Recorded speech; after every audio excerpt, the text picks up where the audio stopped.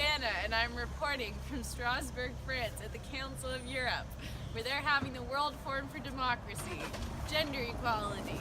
Whose battle? Follow me and we'll find out! Hey, we've made it! On November 19th, 3 women gave keynote speeches here at the Council of Europe to kickstart the Gender Equality Whose Battle Forum. Ms. Farai Dakar, president of Grevio and a human and gender rights activist, reported on the Istanbul Convention. She referred to the document as a legally binding promise, an instrument to take action against domestic violence and violence against women. During the signing, participants came together with the understanding that some countries were taking better action while others were not. Some national practices of addressing violence against women needed to be replicated, while others needed to be amended.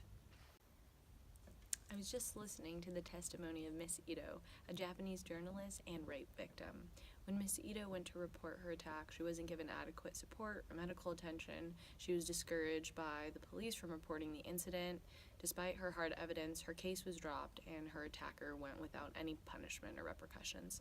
Miss Ito continued to tell her story both in person and on online platforms.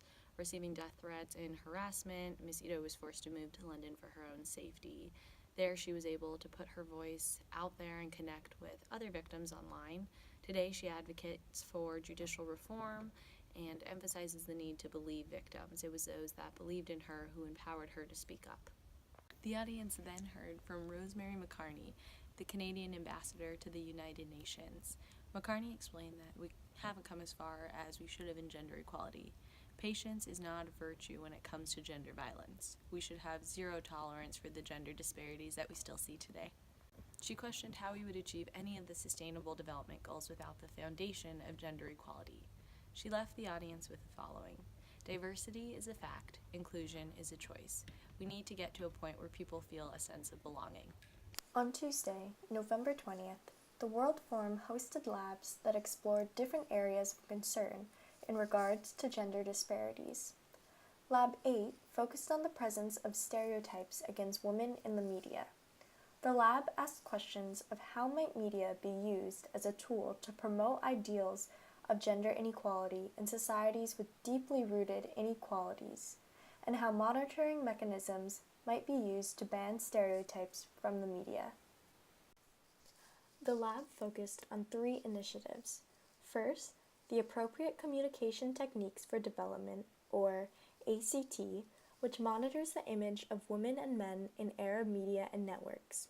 Second, the Women's Rights Protection League, based in Ukraine, which aims to reduce the amount of sexual content in visual advertising and media. And lastly, Chaîne du Gard, which reports sexism in advertisements by filing complaints to a jury and presenting its arguments to the jury in order to impose sanctions. Thanks for tuning in. Back to you, Giuseppe.